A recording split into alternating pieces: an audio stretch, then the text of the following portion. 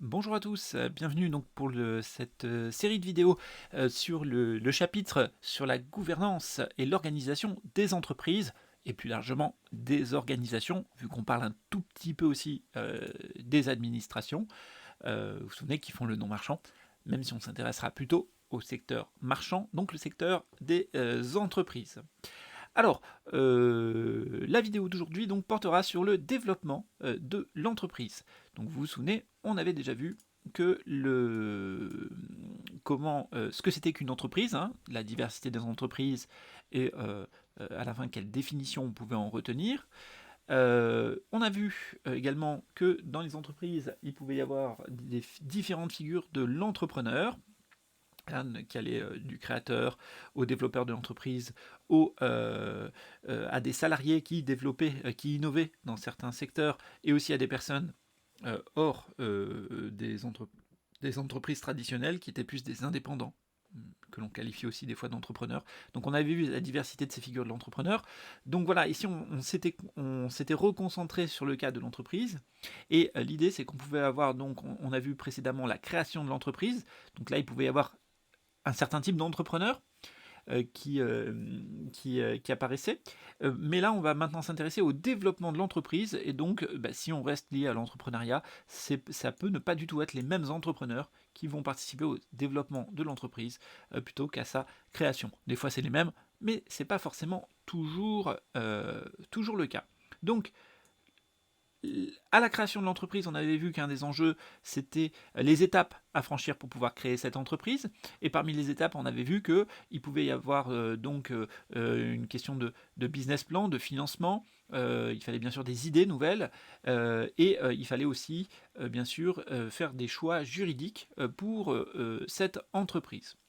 Donc justement, maintenant qu'on a créé, on a une entreprise qui a été créée, on va voir comment est-ce que cette entreprise va se développer, comment est-ce qu'elle peut faire. Donc c'est l'enjeu de la vidéo d'aujourd'hui. Donc on est parti. Alors la page, je ne l'ai plus, mais c'est ici. On est page 13, pardon. On y va. Donc c'est page 13, 14 et 15, je crois. Donc on y va sur le développement des entreprises. Alors, après leur création, on va lire et on va commenter au fur et à mesure, hein, c'est pas très compliqué. Donc stylo en main pour vous, le dossier il est prêt et on complète au fur et à mesure. N'hésitez pas à prendre des petites notes, avoir un petit fluo en main pour surligner, souligner des infos importantes. Vous verrez qu'il y en a pas mal. Alors le développement des entreprises. Après leur création, les entreprises cherchent à accroître leur chiffre d'affaires. Chiffre d'affaires, c'était les quantités des choses que je vends multipliées par les prix des choses que je vends. Ok, c'est l'ensemble de mes ventes. Donc on cherche à accroître son chiffre d'affaires. On cherche à diversifier sa production, donc à vendre des nouveaux produits. On cherche à innover dans le but de développer l'activité et de rester compétitive. On est parti donc. Un premier exemple avec l'entreprise Michelin. L'entreprise Michelin, donc entreprise française basée à Clermont-Ferrand, vous le verrez en Auvergne, mais présente aujourd'hui dans le monde entier. Donc on va voir comment cette entreprise qui est connue au début pour les pneus, en fait, comment elle s'est développée. Et vous allez voir qu'il y a plein de choses à sortir de son histoire. Alors, le développement d'une grande entreprise, l'exemple de Michelin. Une histoire qui dure depuis 120 ans. Petite entreprise provinciale de 50 personnes en 1889, et aujourd'hui, forte de 114 000 salariés. Michelin produit des pneus dans 69 usines dans le monde et en vend pour 20 milliards d'euros par an. Okay, donc on voit qu'on est passé à quelque chose d'assez gros. Alors, quelles sont les caractéristiques de ce développement? Donc vous avez vu, le texte est découpé en 3 parties. On va voir qu'une partie du développement, ça va être lié à de l'innovation, une partie va être liée à de la diversification, qui, on le verra, est une forme d'innovation au passage, et une partie liée à la communication. Donc on est parti pour l'innovation. Pourquoi est-ce qu'on peut dire que c'est une entreprise innovante? L'innovation, peut-être vous vous souvenez, on relie ça beaucoup à un auteur, même s'il n'y a pas que lui qui a parlé de ça et que ce n'était pas le premier à en avoir parlé, mais on relie ça beaucoup à un auteur, c'est Joseph Schumpeter, qu'on avait déjà vu, et qui nous avait parlé de l'importance de l'innovation dans la concurrence. Je vais quand même faire un tout petit point ici, peut-être que vous vous souvenez que Schumpeter nous avait parlé d'un certain nombre d'innovations. Il nous avait parlé de 5 types d'innovations. Donc je vais vous les récapituler ici. Donc, Schumpeter. Voilà, Joseph de son petit nom. Vous le retrouverez en terminale hein, pour ceux qui continuent les SES. Donc c'est pour ça que j'en parle un petit peu. Je m'attarde un peu sur lui. Donc il nous avait parlé de l'innovation. On va marquer ici. Ok, hein, qui était importante dans la logique de la destruction créatrice, hein, qui permettait donc de la croissance, qui se faisait en détruisant des activités devenues obsolètes et en les remplaçant par de nouvelles activités innovantes. Alors les innovations, cela dit, il en avait distingué 5 types. Je ne sais pas si vous vous souvenez, ça donnait ça, P, P, M, D, O. Pour essayer de se souvenir des 5 innovations. Donc le premier P, c'est on peut innover en créant des nouveaux produits. Ça, c'est le plus facile. Donc vous reverrez, est-ce que Michelin a créé des nouveaux produits? On peut aussi innover sans changer les produits, en changeant les procédés de fabrication. Donc on peut trouver des procédés plus efficaces pour produire. Alors attention, les procédés, ça va être des techniques de fabrication. C'est pas la même chose que changer l'organisation de l'entreprise. Hein. Ça, c'est quelque chose qu'on verra un peu plus tard, qui concerne plutôt le côté horizontal, vertical. Ça vous parlera un petit peu plus tard quand on aura fait ces chapitres, cette partie sur la gouvernance. Le M, c'est quoi? Donc PP, produit procédé. M, c'est les matières premières qui peuvent changer. Hein, on utilisait du bois, on va passer au plastique. On utilisait des plastiques, on va passer à des plastiques recyclables, etc. On va passer à des plastiques faits à base d'éléments bio et tout, et plus de pétrole. Ok, donc on peut innover sur les matières premières utilisées, les matières qui servent à faire le produit. C'est encore un peu différent du procédé. Le procédé, c'est vraiment la manière dont on va le faire. Est-ce qu'on le fait avec des robots? Est-ce qu'on le fait... voilà, je sais pas. Enfin, c'est les techniques utilisées. Le D, je vais le garder pour la fin, tiens, parce que c'est celui qui est... Non, enfin, je vous le dis à l'avance. Alors, produit, procédé, matière première. Le D, c'est débouché. Les débouchés, qu'est-ce que c'est? En fait, c'est l'idée que vous accédez à des nouveaux marchés auxquels vous n'aviez pas accès jusqu'à maintenant. Soit parce que vous offrez des nouvelles modalités de paiement, ou parce que votre produit devient homologué pour un autre pays auquel il n'était pas homologué. Pour lequel il n'était pas homologué jusqu'ici. Ou alors, vous développez des moyens qui permettent de conserver votre produit et donc de le vendre à des marchés qui jusque-là lui étaient inaccessibles parce que le produit périssable aurait été dégradé à son arrivée. Voilà, donc les innovations de débouchés, c'est donc ce qui vous permet d'accéder à de nouveaux marchés. Voilà, donc vous voyez que là vous n'avez pas à changer de produit ni de procédé machin, c'est juste que vous pouvez vendre à des endroits où jusqu'ici vous ne pouviez pas vendre. Alors, donc, par exemple, l'extension dans le monde de Michelin, c'est en partie lié à l'acquisition de nouveaux marchés, de nouveaux débouchés. Et enfin le O, alors c'est les produits, les procédés, les matières premières, les débouchés, mais on peut aussi innover dans la manière de s'organiser en tant qu'entreprise. Donc là, c'est plus le côté gouvernance en fait. C'est ce qu'on verra quand on parlera de gouvernance. C'est des types d'organisation de l'entreprise qui vont être plus ou moins efficaces ou non. Voilà. Mais ce n'est pas exactement le procédé technique de production, c'est plutôt c'est à une échelle supérieure. Ok, voilà donc les 5 innovations au sens de Schumpeter. N'hésitez pas à rejeter un petit œil pour essayer de voir lesquelles, dans ce qu'on va noter là, lesquelles, quand est-ce qu'on est plutôt dans l'innovation de procédé, quand est-ce qu'on est dans l'innovation de... etc., etc. Alors on est parti pour l'innovation dès 1891, soit un an après l'apparition officielle du terme automobile. Les frères André et Édouard Michelin mettent au point une avancée majeure. Le pneu démontable et réparable. Donc là, vous voyez, le pneu démontable et réparable, on est là. Eh bien, c'est plutôt une innovation de produit. On crée un nouveau produit. Suivent rapidement le pneu capable de dépasser les 100 km/h, le pneu semelle avec sculpture, la première jante amovible, le pneu à clous, les pneus pour poids lourds, moto et train. Donc vous voyez que là, on a beaucoup d'innovations qui sont des innovations de produits. Mais si on y regarde bien, les innovations des pneus moto, train, etc., c'est aussi des innovations qui ouvrent de nouveaux marchés en fait, des marchés qui jusque-là, au début, il était que sur le marché de l'auto, et maintenant, il est sur le marché aussi des pneus pour les tramways, des pneus pour les motos, pour les poids lourds, etc., etc. Ok, donc par exemple pour les trains, ils équiperont la ligne numéro 1 du métro de Paris, que les connaisseurs de Paris connaissent bien, c'est la ligne principale, hein, celle qui passe par l'île de la Cité, tout ça par exemple, enfin la grande ligne quoi. Donc ils équiperont la ligne numéro 1 du métro de Paris dès 1951. Pour le matériel agricole aussi, pour les avions, hein, ils font des pneus de tracteurs, des pneus pour avions. Donc par exemple, ils équipent l'US Air Force, Airbus, le A380 et également les anciennes navettes spatiales. Vous savez que les États-Unis avaient créé une navette qui devait donc qui se posait, qui pouvait être réutilisée, mais qui fonctionnait pas comme les navettes comme les fusées réutilisables d'aujourd'hui. Elle se posait comme un avion. Ok. Pour le génie civil également, dont le plus gros pneu du monde. Et surtout, le fameux pneu radial X breveté en 1946 qui constituera une révolution planétaire. Alors je vais arriver sur le radial X, je rappelle juste le génie civil. Génie civil, ça va être par exemple pour des opérations, pour créer des ponts, pour créer des choses comme ça. Alors, s'il fallait pas faire une manip technique là que dans le logiciel que j'utilise, je vous aurais mis en direct un exemple. Donc, alors voilà, je l'aurais pris en Chine, mais c'est toujours pareil. Hein, c'est que je travaille beaucoup en dehors sur ce sujet-là, donc j'en vois beaucoup passer. Et donc en fait, voilà une machine qui sert à construire des ponts, et ils construisent des ponts avec une vitesse assez fulgurante parce que donc vous avez cette énorme machine qui permet d'ajouter des morceaux de pont là, en avançant, et elle a des roues immenses. Voilà, donc j'aurais pu vous montrer ça. Et vous voyez qu'un homme, il est beaucoup beaucoup plus petit que la roue quand ils sont posés à côté. Ok, c'est-à-dire que c'est quand même juste un engin qui avance sur un pont pour poser la suite du pont. Donc vous imaginez qu'il faut une certaine puissance, etc.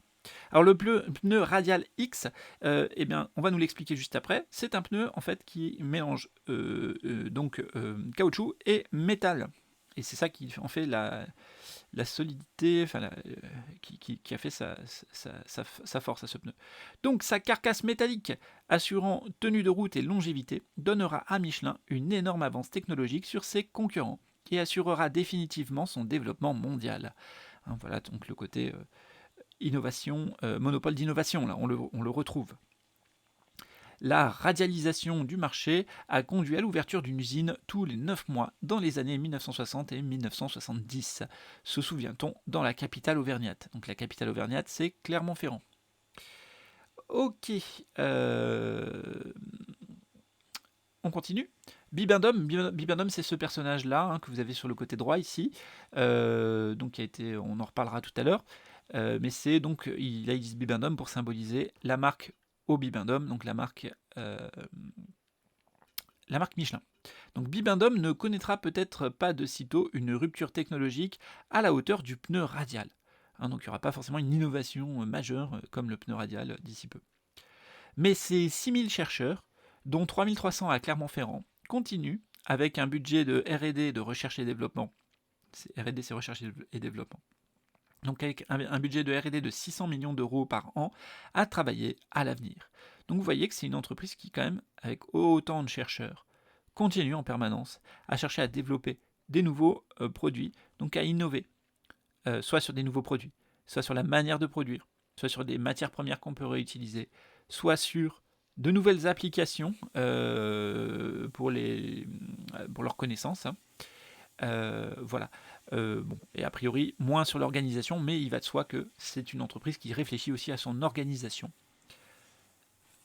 Ok, on continue. Diversification. Là, ici, on a une petite photo du guide Michelin. Peut-être que vous en avez déjà entendu parler. Le guide Michelin, assez connu pour proposer des hôtels, des restaurants, par exemple. Ou c'est aussi les guides Michelin pour le voyage, hein, pour donc vous dire un peu l'ancêtre, si on veut, des routes, du guide du routard, par exemple. Donc pour vous donner des bons conseils pour des itinéraires, etc. Alors, on va voir ça, diversification. Donc ils n'ont pas fait que des pneus, ils ont continué à s'étendre encore au-delà de l'univers des pneus. Tout ce qui est bon pour l'automobile est bon pour Michelin, disait André. Michelin, donc André Michelin, mais c'est André que le prénom.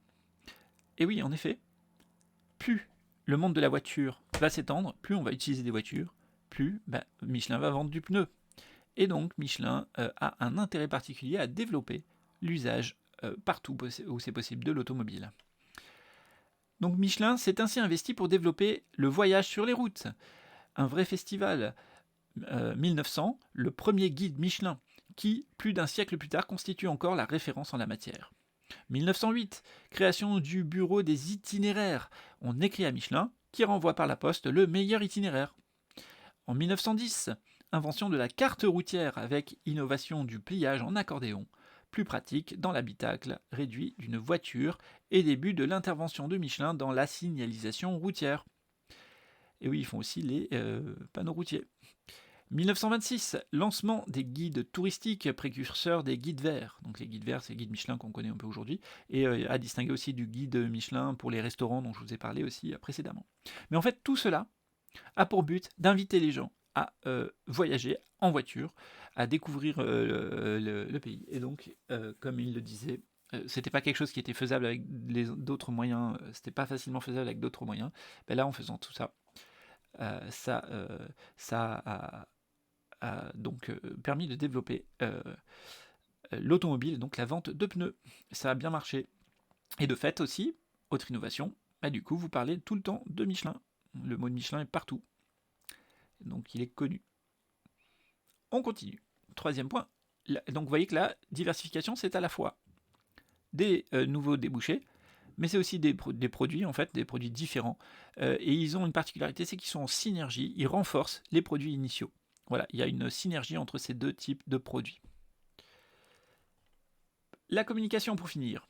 Vrai précurseur, André s'est d'abord jeté à corps perdu dans la publicité et la communication avec le souci d'une visibilité maximale. Hein, c'est important cette visibilité. Parce que quand vous avez un choix à faire, notre cerveau est feignant et il aime bien avoir des réponses toutes faites. Et donc le but d'un publicitaire, c'est de faire en sorte que le produit qu'il a à vous vendre, face à des petits problèmes que vous rencontrez, ce soit un des 3 premiers noms qui sortent, parce que vous ferez votre choix en général entre 2 ou 3 produits, toujours et jamais sur l'ensemble des possibilités. Voilà, donc c'est pareil pour les téléphones, en général vous hésitez entre 2 marques ou 3 marques. C'est très rare que vous compariez toutes les marques qui existent. Pareil pour l'informatique, pareil pour tout.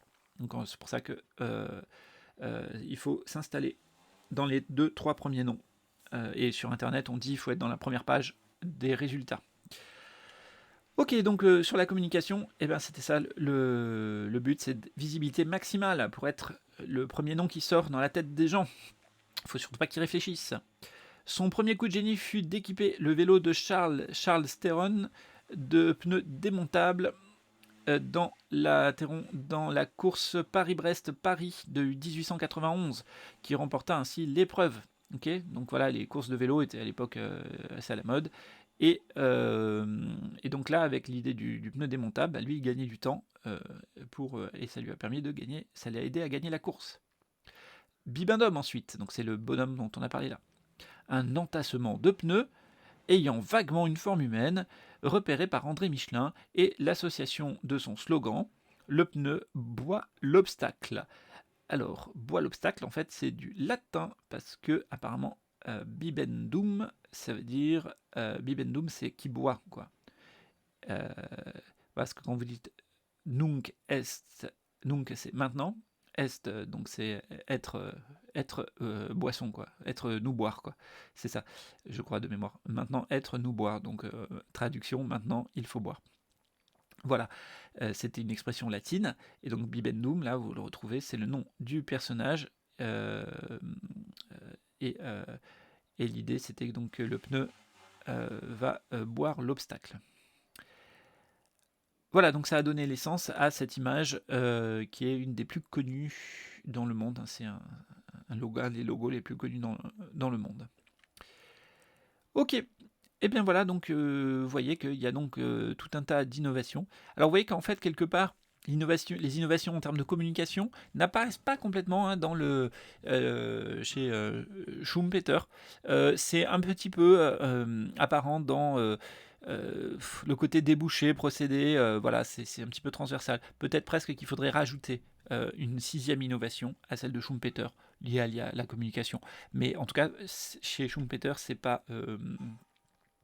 la communication, vous voyez, est mélangée, en fait, se retrouve dissolue dans les autres. Voilà. Alors on est parti donc, à quoi peut-on mesurer le formidable développement de l'entreprise Michelin? Clairement, l'entreprise Michelin a une longue histoire, hein, donc la création remonte à il y a longtemps, c'était il y a maintenant 130 ans. Pourquoi 130 alors que dans le texte on nous dit 120?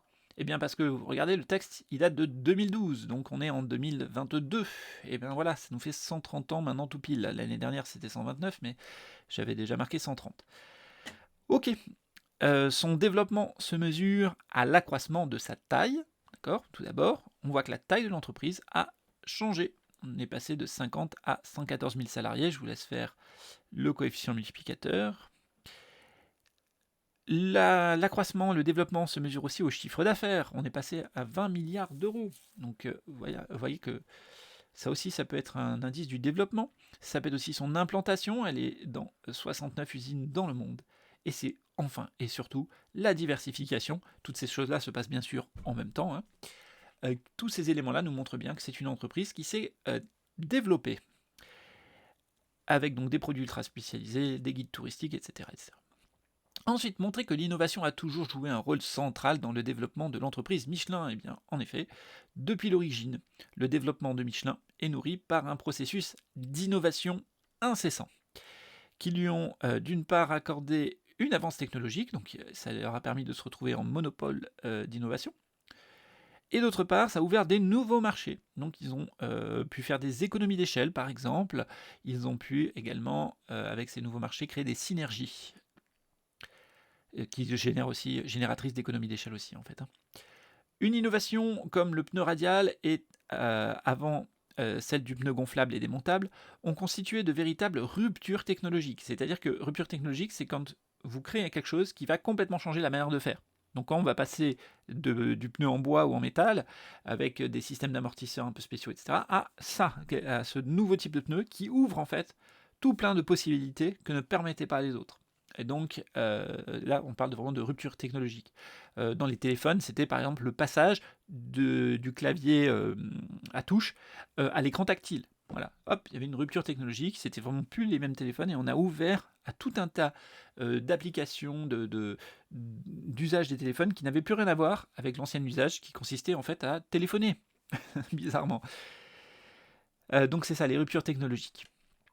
Donc ça conduit au renouvellement de l'ensemble du marché. Voilà, vous imaginez que si vous continuiez à vendre des roues en bois ou en métal, cerclés de métal, c'était fini pour vous, hein. Vous disparaissiez là.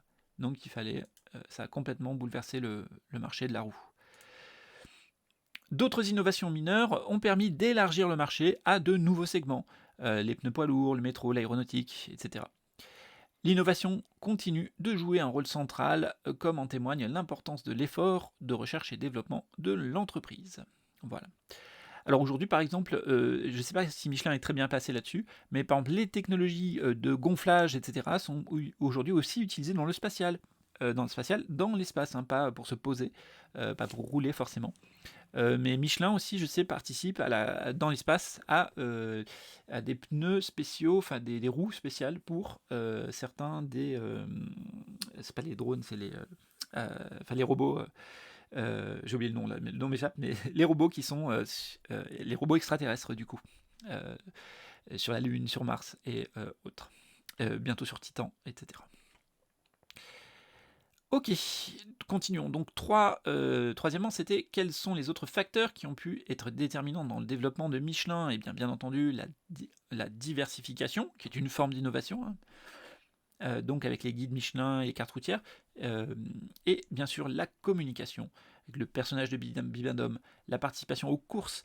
L'image, hein, par exemple, de Michelin était omniprésente dans les courses vélo et dans les courses automobiles, qui sont plus... Enfin, je ne sais pas si c'est toujours aussi bien diffusé, mais il y avait une grosse diffusion de des courses automobiles il y a quelques années.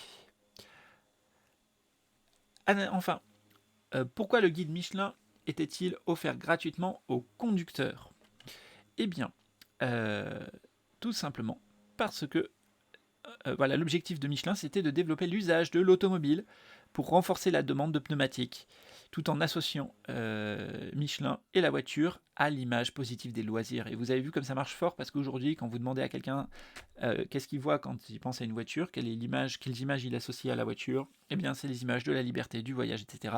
Alors que quand on regarde concrètement ce que font les gens avec des voitures, c'est des déplacements contraints, c'est le travail, les enfants et les courses, et puis régler des problèmes.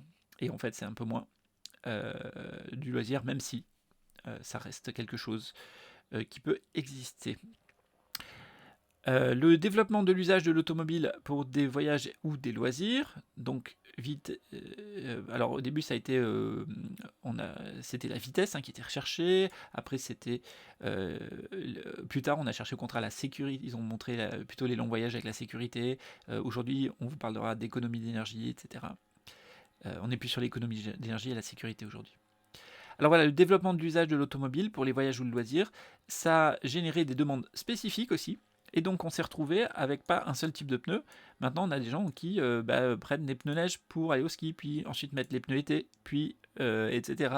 Voilà, donc on vous retrouvez avec potentiellement l'achat de plusieurs pneus pour la même voiture en fonction des usages. Voilà. Et enfin, avec les guides touristiques, les cartes et les services d'itinéraire. Donc avant Google Maps, vous aviez Via Michelin, par exemple, qui fonctionne encore très bien au passage. Très bon site pour calculer vos itinéraires, qui offre des fonctionnalités qu'on n'a pas encore complètement, ou pas de la même manière, chez Google ou chez Petal Maps, pour ceux qui sont pas chez... Voilà, qui sont par exemple sur Android, Huawei, vous êtes chez Petal Maps et pas chez Google Maps. Ça marche, c'est la même application, mais c'est pas le même. Bref, on s'en fout. Le Michelin donc a rendu les voyages plus sûrs et agréables, incitant les consommateurs à partir sur les routes. Donc vous avez vu comment ils ont développé leur activité. Et bien en fait voilà, peut-être que si vous travaillez dans des entreprises, dans quel que soit le secteur, vous aurez à faire le même travail, c'est-à-dire trouver comment faire pour développer votre activité, et donc vous aurez un produit phare, mais autour de ce produit phare il faudra que vous soyez actif pour rendre votre produit indispensable. Voilà. Alors ça c'est si vous êtes dans l'entreprise. Par contre socialement, est-ce qu'on gâche pas de l'énergie avec ce genre de truc? Est-ce qu'on crée pas des déformations qui sont pas forcément souhaitables? Ça c'est autre chose. On continue donc. Document numéro 2, après cet exemple, donc exemple à utiliser dans vos démonstrations, vos explications, machin, ou pour vous-même avoir des idées. Donc maintenant, pour se développer, est-ce qu'il suffit juste d'avoir des idées? C'est comme pour la création d'entreprise, non, l'idée ne suffit pas. Il faut tout un tas d'autres éléments. Donc il faut recruter des gens, il faut aussi élément qu'on ne voit pas du tout ici, mais c'est une étape, la gestion des compétences, la formation, le recrutement, c'est bien sûr important. Là ici on va se contenter du financement, du développement. Alors deux exemples. Tout d'abord Uber. Uber donc qui cherche à se développer. Alors après la livraison de nourriture avec Uber Eats et son service de livraison par camion avec Uber Freight, voici Uber Works. Donc Uber voudrait donc appliquer son modèle de véhicule à la demande à la main-d'œuvre, donc ça serait de la main-d'œuvre à la demande, afin de proposer des serveurs, des agents de sécurité pour des événements ponctuels. Cette nouvelle application serait développée dans l'idée de la poursuite de sa stratégie de diversification, avec en ligne de mire son introduction en bourse courant 2019. Donc c'est passé maintenant, mais à l'époque c'était pas encore fait. Allant dans ce sens, l'entreprise a levé 2 milliards de dollars auprès d'un groupe de financiers triés sur le volet. Donc l'idée, c'est qu'elle a proposé son projet à des financiers en leur disant: est-ce que vous acceptez de financer ça? Et ces financiers ont accepté d'apporter 2 milliards de dollars. Alors il y a plusieurs manières d'apporter de l'argent, on va en parler dans 2 secondes. L'idée, c'est que donc ça permettait de financer le projet de Uber. Plus précisément, Uber a émis sa première émission obligataire qui lui a permis de réaliser cette levée de fonds, montrant que l'entreprise de VTC séduit les investisseurs. Alors l'idée c'est que normalement on a un chapitre sur le financement de l'économie. Et donc pour vous financer, vous avez plusieurs solutions. Première solution, c'est L'autofinancement. Donc là, c'est vous qui apportez l'argent. On avait vu dans le cas précédent, là, pour la création d'entreprise, que par exemple l'exemple qu'on avait eu de créateur, il avait un apport personnel. Donc premier cas, c'est la possibilité d'un apport personnel ou d'un autofinancement de l'entreprise. L'entreprise qui se finance elle-même avec l'argent qu'elle a précédemment gagné, qu'elle a précédemment cumulé avec ses bénéfices non distribués aux actionnaires. Donc première étape, c'est ça. Deuxième possibilité, c'est de recourir au crédit bancaire. Donc, le crédit bancaire ou le prêt, on va aller voir des banques ou des organismes de prêt qui vont donc soit créer de l'argent que l'on est chargé de rembourser par la suite, soit nous prêter de l'argent existant que l'on est censé rendre à la fin aux personnes qui nous l'ont prêté. Et dans les deux cas, la banque prend un intérêt pour faire l'opération, reçoit un intérêt, et c'est un moyen donc d'obtenir de l'argent, mais vous devez dans ces cas-là donc monter un dossier de financement, donc vous devez convaincre les personnes qui vont vous prêter que vous allez bien rembourser. La particularité dans les prêts et les crédits, c'est que vous remboursez au fur et à mesure. D'accord, dès le début, vous empruntez, même vous empruntez 10 000, dès le premier mois, vous commencez à rembourser. Maintenant, il existe une autre possibilité de se financer, mais c'est réservé plutôt à les grosses entreprises. C'est d'aller se financer sur ce qu'on appelle des marchés financiers. Les marchés financiers, donc, sont pas forcément accessibles à tout le monde au départ. Alors, par exemple, l'émission d'actions en bourse, c'est réservé à des sociétés anonymes. Il y a la possibilité aussi, il y a d'autres possibilités pour des entreprises qui ne seraient pas des sociétés anonymes, mais c'est un petit peu différent. Je ne vais pas rentrer dans tout le détail. Voilà, donc une des possibilités, c'est d'émettre des actions. Alors si vous émettez des actions, la particularité, c'est que vous cédez en fait une partie de la propriété de l'entreprise à des gens qui vont donc acheter ces actions. Donc en achetant ces actions, l'entreprise qui a émis ces actions va recevoir de l'argent qu'elle n'a pas a priori à rembourser. Donc c'est bien, elle reçoit de l'argent. Voilà. Par contre, les personnes qui vont donner cet argent, du coup, ils ont un droit de regard et de décision sur ce qui se passe dans l'entreprise, et donc ça peut mener à terme à des pertes un peu de souveraineté de l'entreprise sur son activité. La chose étant, c'est que les gens ne font pas ça, ils ne donnent pas comme ça des milliers ou des millions d'euros sans espoir de gagner de l'argent avec ça. Très souvent, si vous faites ce genre de levée, les gens acceptent de vous apporter de l'argent sous deux conditions. Soit que vous promettiez et que vous fassiez en sorte de verser des dividendes importants. Donc ces dividendes, c'est un peu des sortes d'intérêts, d'accord, que les gens perçoivent pour vous avoir apporté de l'argent. Mais du coup, l'idée, c'est que ces dividendes sont censés à un moment rembourser l'avance faite initialement. L'autre possibilité, c'est de se dire, ok, c'est pas les dividendes forcément qui vont payer, qui vont permettre à ces gens-là de gagner de l'argent, c'est que l'activité de l'entreprise est tellement bonne que sur le marché, ce qu'on appelle le marché de l'occasion des actions, c'est-à-dire la bourse, en fait, c'est en réalité, quand vous entendez parler de la bourse à la télé, c'est ce qu'on appelle c'est une sorte de marché de l'occasion des actions. C'est-à-dire que c'est pas des actions c'est pas des, ce dont je vous ai parlé là, quand vous financez une entreprise, vous achetez une action nouvelle qui vous donne accès à des parts de propriété, mais c'est une nouvelle action qui a été émise par l'entreprise. Donc, quand vous l'achetez à cette entreprise qui va donc gagner de l'argent. Mais une fois que vous avez acheté cette entreprise, les actions, ces parts d'entreprise, ces actions, vous les avez vous, mais vous pouvez vous tout à fait les revendre. Et si vous revendez ces actions, à ce moment-là, c'est là que vous êtes dans ce qu'on appelle le plus traditionnellement la bourse, en fait, c'est ça qu'on entend parler à la télé. Eh bien, c'est le marché de l'occasion, c'est-à-dire que vous revendez vos actions, mais à ce moment-là, est-ce que ça rapporte quoi que ce soit à l'entreprise qui a émis les actions? Ben non, ça lui rapporte plus rien du tout là maintenant. Ça change plus rien pour elle. Par contre, vous, pourquoi est-ce que ça peut être intéressant? Si cette entreprise, vous l'avez financée parce qu'elle développait un projet intéressant. C'est une entreprise qui va gagner de l'argent plus tard. Eh bien, vous pouvez donc soit attendre qu'elle verse les dividendes, et puis voilà, vous avez les dividendes, soit, eh bien, comme c'est une entreprise qui fonctionne, il y a des personnes qui sont prêtes à acheter des parts de cette société, même quand elle n'émet plus de nouvelles actions. Et donc vous pouvez lui revendre votre action, votre part de propriété.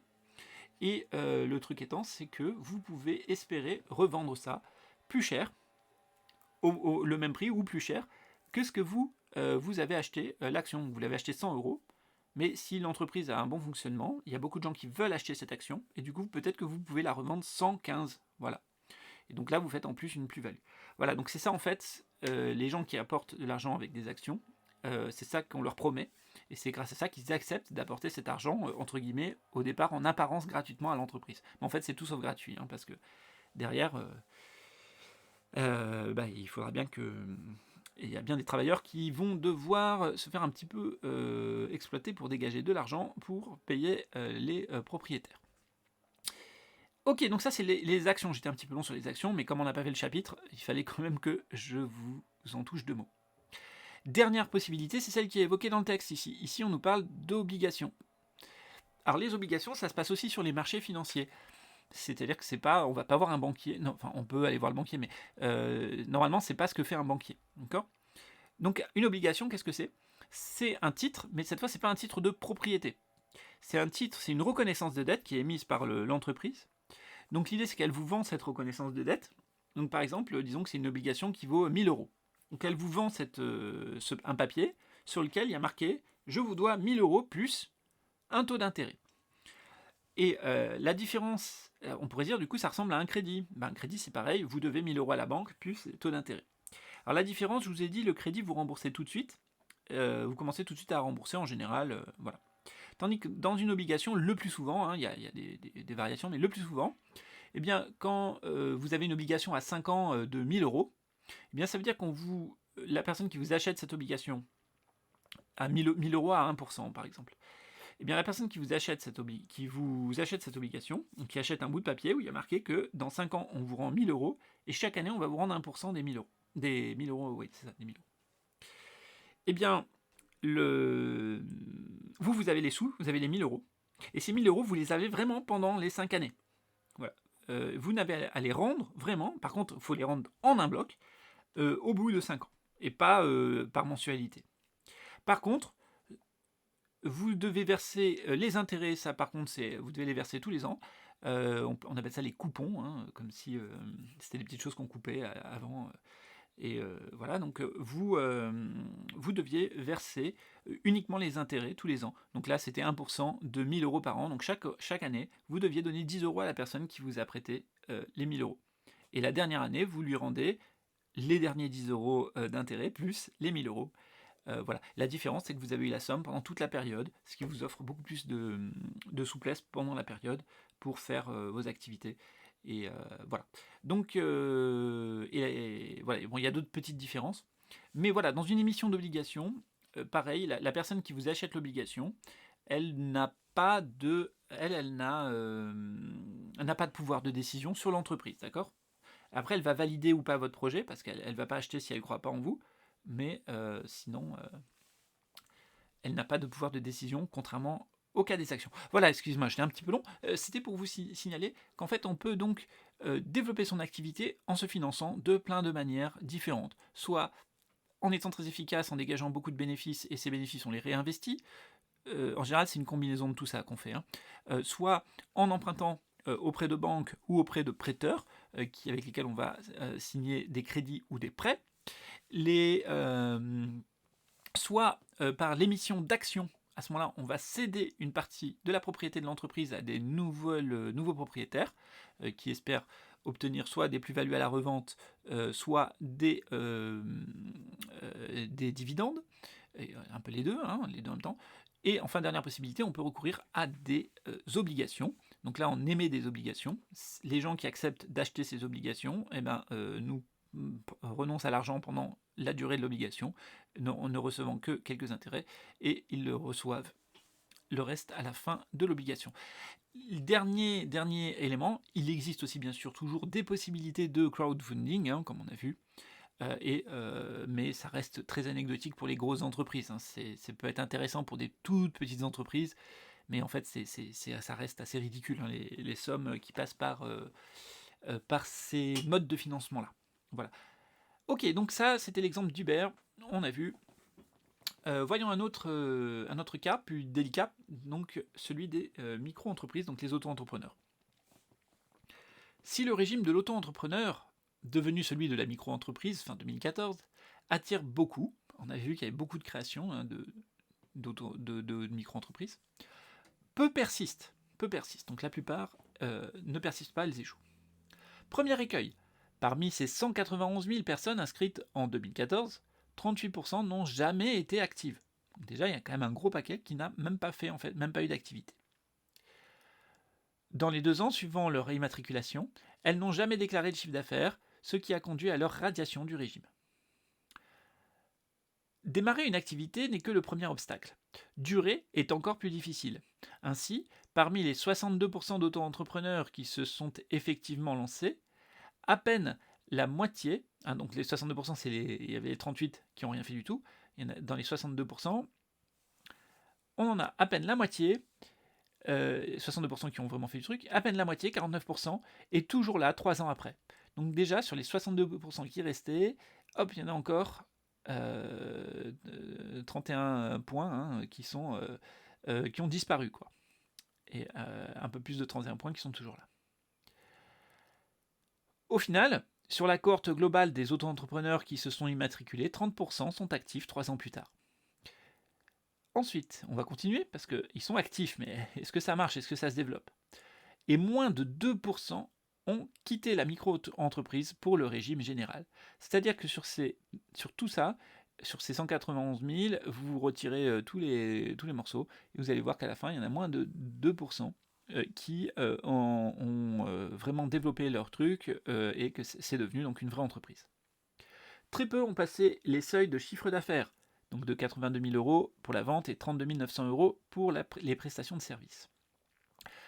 De fait, les 3/4 des entrepreneurs des entrepreneurs toujours actifs après 3 ans déclarent un chiffre d'affaires inférieur à 15 000 euros par an.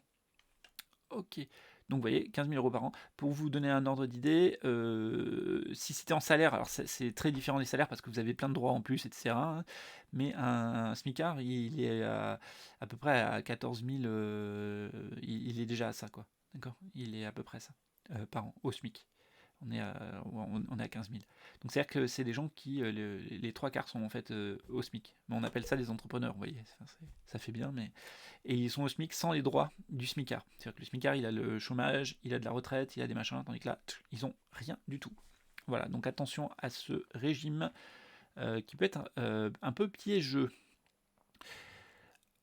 Donc en fait, ils sont à moins que le SMIC, en fait, en étant à 15 000. Pour vous donner un autre ordre d'idée, faire 32 000 euros par an, c'est à peu près l'équivalent de ce que... Ça serait l'équivalent de quelqu'un qui est quasiment à 2 000 euros net par mois dans une entreprise. Donc ça lui fait du 24 000 net par an, mais avec les droits qu'il obtient, c'est à peu près comme s'il avait les 32 000 euros de l'auto-entrepreneur. D'accord.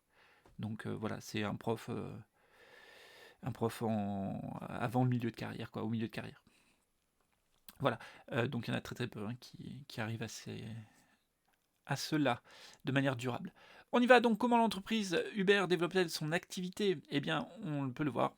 Uber, c'est d'abord par la diversification de son activité et par l'innovation, continuer à innover. Voilà, elle développe son concept sur d'autres marchés que celui de la voiture. Alors, à quel mode de financement est-ce que Uber a-t-elle eu ou envisage-t-elle d'avoir recours? Donc, elle a eu recours à l'émission d'obligations auprès des premiers investisseurs pour l'ordre de 2 milliards. Et ensuite, elle envisageait une entrée en bourse. Alors, qui avait eu lieu depuis... J'ai peur de vous dire une bêtise, il me semble que ça s'était pas très bien passé. C'est à revérifier. Il me semble qu'ils ont levé en bourse. Il y a eu beaucoup moins de gens qui ont investi dans la société que ce qu'ils avaient anticipé. Je ne sais plus pourquoi. Mais de mémoire, ça s'était pas super bien passé pour eux. Il faudrait revérifier. Peut-être que je me trompe, que je confonds avec une autre entreprise, mais il me semble que ça s'était pas super bien passé. Voilà. Alors ils ont levé de l'argent, mais moins que ce qu'ils espéraient. Ok, donc de fait, ils n'ont peut-être pas pu développer ces activités-là aussi fort qu'ils le souhaitaient. Question numéro 7, on est sur les auto-entrepreneurs, cette fois sur les 191 000 auto-entreprises immatriculées en 2014, combien sont devenues des entreprises classiques 3 ans après? Eh bien, on a fait le calcul, voilà, 30% des 191 000 entreprises de 2014 sont actives 3 ans après. Donc déjà, voilà, il faudra déjà éliminer cela. Et ça faisait donc... Attendez, c'était quoi la question? Je me suis trompé là. Ah oui, alors normalement, il aurait fallu prendre encore 2% de ces... voilà, il reste donc 57 300 entreprises. Et donc, il faut prendre 2% de ces entreprises-là, si je me souviens bien. Il faudrait relire. Pour voir combien sont passés donc en régime général. Et donc là, vous voyez que ça fait à peu près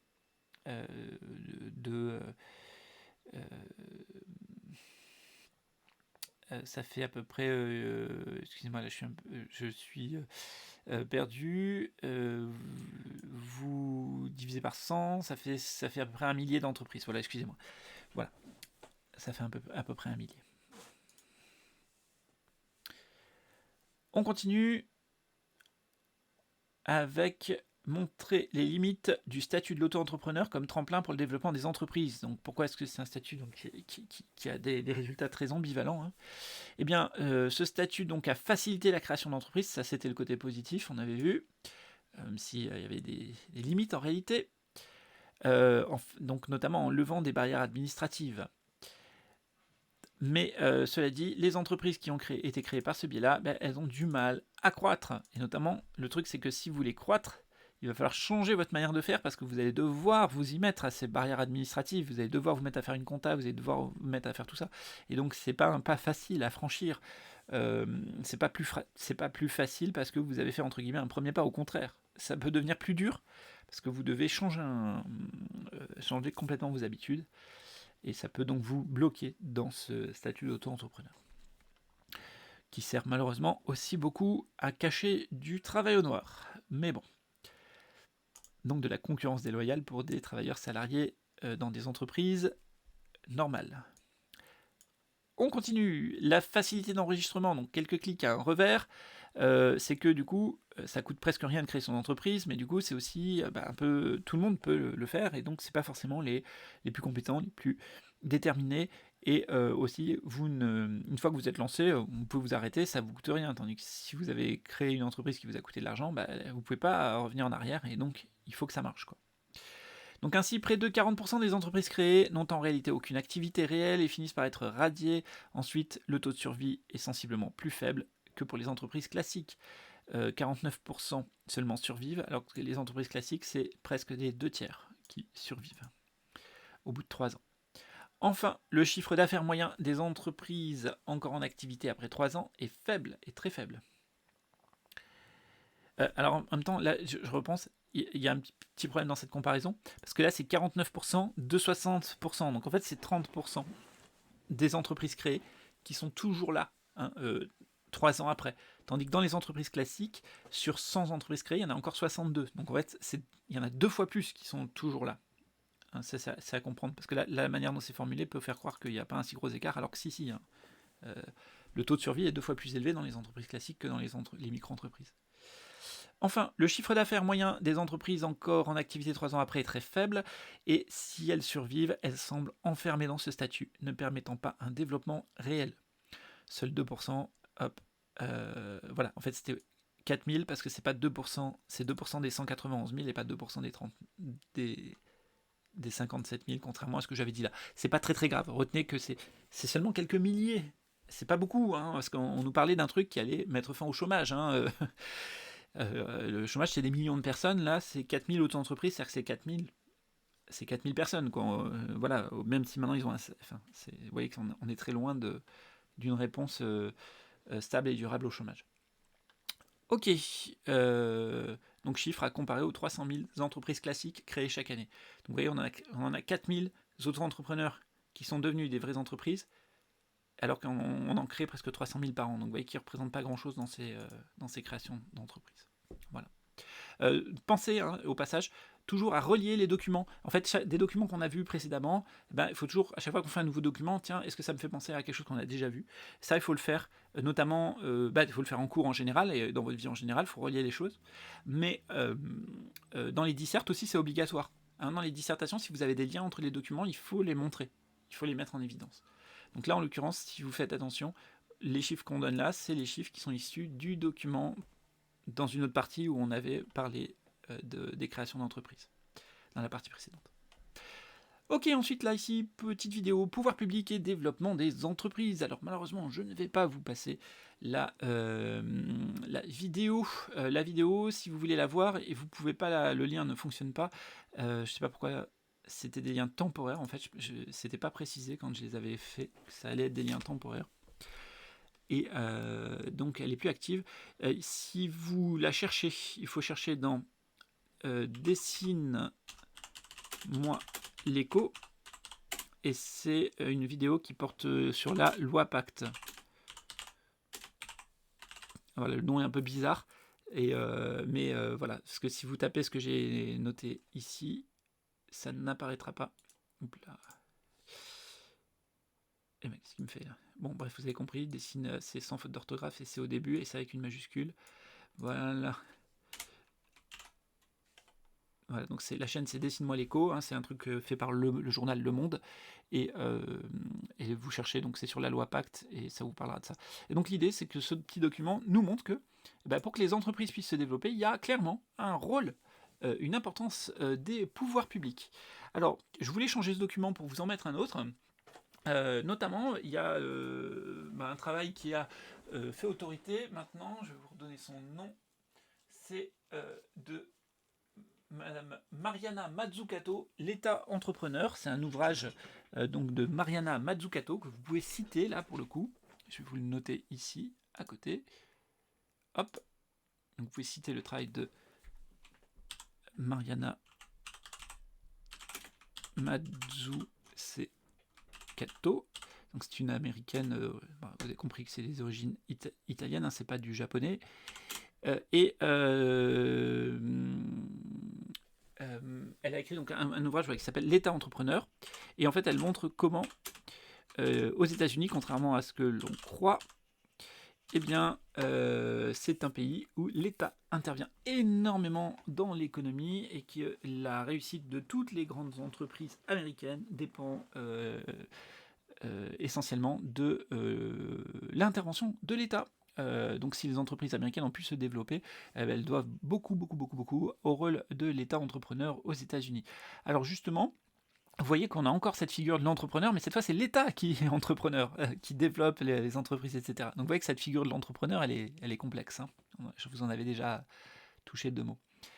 Voilà, donc l'idée c'est que l'État peut de plein de manières favoriser le développement des entreprises. Alors bien sûr, dans le cas français, c'était beaucoup plus limité, c'était même un peu très loin de ce qu'a été, parce que pour le coup, la France a été un exemple, un modèle pour tout un tas de pays dans le monde, d'ailleurs pour tous les pays du monde, d'État entrepreneur. Ça remonte à Colbert, ça remonte à la planification, aux planifications indicatives, par exemple dans les 30 Glorieuses, tout ça. Donc ça avait été un modèle. Mais assez bizarrement, ce modèle est mieux appliqué dans beaucoup d'autres pays que dans le nôtre aujourd'hui. Et donc, voilà. Donc, si vous voulez des exemples aujourd'hui, vous avez les États-Unis et la Chine qui sont les 2 plus gros États entrepreneurs, même si c'est un petit peu plus marqué et un petit peu plus visible pour le cas de la Chine que pour le cas des États-Unis. Alors pour vous donner un exemple du côté État entrepreneur, vous prenez aujourd'hui pour les États-Unis tout l'argent qui est mis soit dans le militaire, hein, malheureusement, soit dans le spatial, qui n'est pas sans lien au passage avec le militaire. Et vous regardez donc les sommes investies là-dedans, vous regardez qui dirige ces investissements, et vous allez vous rendre compte que toutes les entreprises du New Space, hein, qui sont des entreprises privées, en fait, vivent d'argent public, de commandes publiques, soit tout de suite, soit potentiel dans le futur. Voilà. On parle beaucoup, hein, de petites activités privées, du tourisme spatial, tout ça, c'est ridicule comparativement à l'argent qui passe par toutes les commandes publiques. Voilà, par les marchés publics. Ok, voilà, donc vous voyez bien que c'est l'État qui va diriger, qui va orienter toute l'économie du pays vers certaines activités qu'elle juge stratégiques pour l'avenir, Et en effet, sur le coup, ils ont pas tort. Ils ont pas tort. Voilà, donc sinon, alors je reviens, l'État peut aussi faciliter le développement, donc en facilitant les formalités administratives, en améliorant la situation des entrepreneurs, donc par exemple en limitant leur stigmatisation quand ils ont un échec, de manière à ce qu'ils puissent se relancer, retenter. Voilà. C'est également faciliter les adaptations à certains seuils sociaux qui prétendument posaient problème. Bon, c'était pas complètement. Enfin, je ne dis pas que ça n'existait pas, les entrepreneurs qui refusaient de faire grossir leur société pour ne pas avoir à vous savez qu'à partir d'un seuil de 50 salariés, il fallait une élection du personnel, et ben voilà, vous aviez des entreprises, effectivement, vous en trouverez, où ils se limitaient à 48-49 salariés parce qu'ils ne voulaient surtout pas passer au-dessus des 50, parce que sinon il fallait faire une élection du personnel, et apparemment ça les rendait malades. Bon, ça pouvait exister, je ne dis pas que ça n'existe pas, mais bon, pour le coup, est-ce que le problème est vraiment le seuil et la loi, ou est-ce que le problème n'est pas ailleurs, là? Je ne suis pas sûr.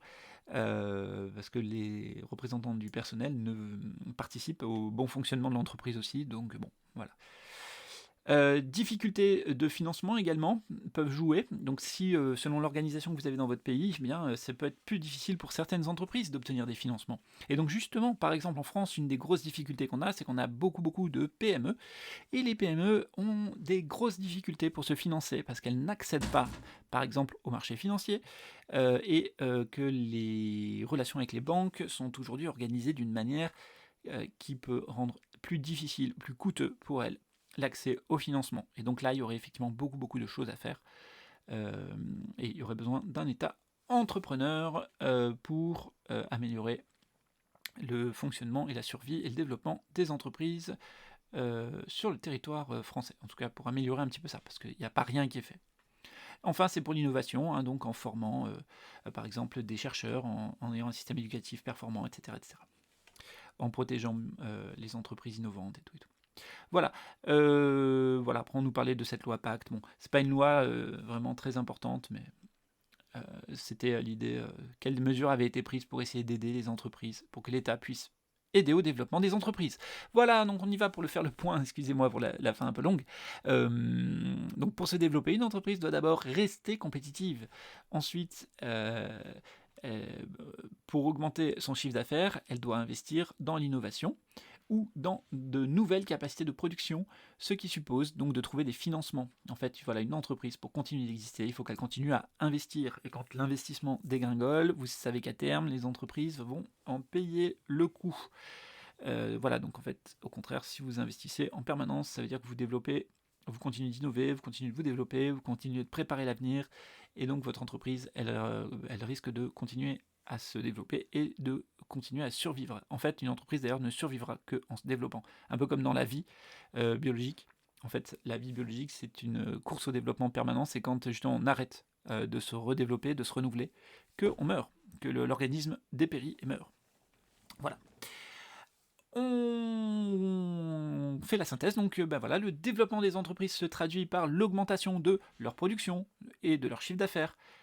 Il suppose d'investir dans de nouvelles capacités de production, dans l'innovation ou encore dans la diversification de l'activité. Là, vous pouvez renoter Schumpeter et les PPMDO. Pour cela, les entreprises doivent trouver des sources de financement si l'autofinancement par le réinvestissement des profits ne suffit pas. Les entreprises peuvent emprunter des capitaux auprès des banques ou sur les marchés ou émettre des actions en bourse. Et pour pouvoir croître, les entreprises doivent aussi changer de statut. C'est vrai que ça on ne l'a pas évoqué, mais on l'a évoqué qu'avec les auto-entrepreneurs, mais on pourrait prendre le cas d'une SARL, société à responsabilité limitée, qui grandirait et qui chercherait à obtenir des financements en bourse. Eh bien, elle pourrait se transformer en société anonyme pour avoir accès au financement, donc à une entrée en bourse, en fait, justement, consiste, c'est ça. Ça consiste à justement obtenir d'un coup des financements de nouveaux propriétaires qui apporteront de l'argent par le mécanisme des marchés financiers boursiers.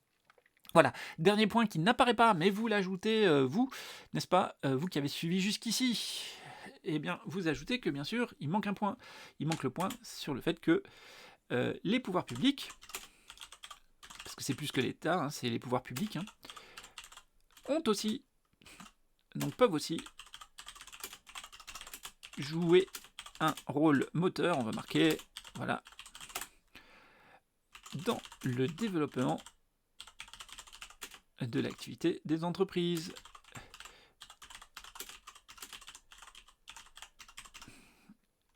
Et voilà, et ça peut se faire soit par en finançant ça, hein, soit par de la commande publique. Donc là, c'est en offrant un marché, soit par le financement. La commande publique, c'est vous créez le marché, hein, voilà, vous-même. Le financement, c'est au contraire, vous allez financer pour qu'ils puissent, vous allez aider au financement de l'innovation pour la création de marché, soit donc soit par là, j'allais dire par la simplification des démarches administratives, quoi.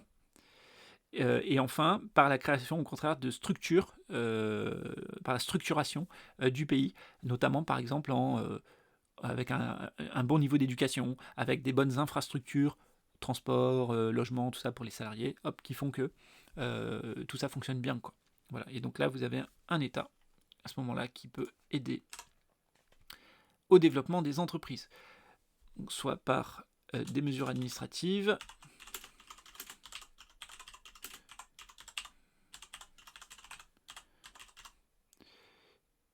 et enfin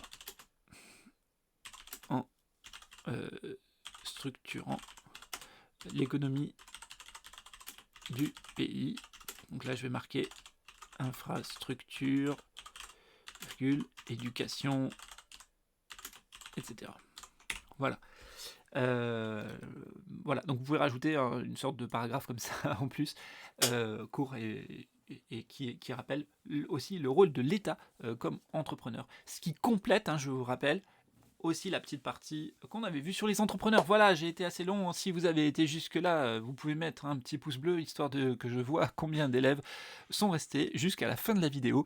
Et comme ça, je pourrais pleurer face à l'absence de ces petites récompenses qui ne me servent à rien, parce que je m'en fous, mais c'est au moins je saurais que vous êtes allés jusqu'au bout. Voilà, ou que vous n'avez pas coupé le son en cours de route. Et si je vois pas de pouce bleu, eh ben, je pourrais pleurer sur mon sort. Et je vous remercie en attendant, à très bientôt pour la suite.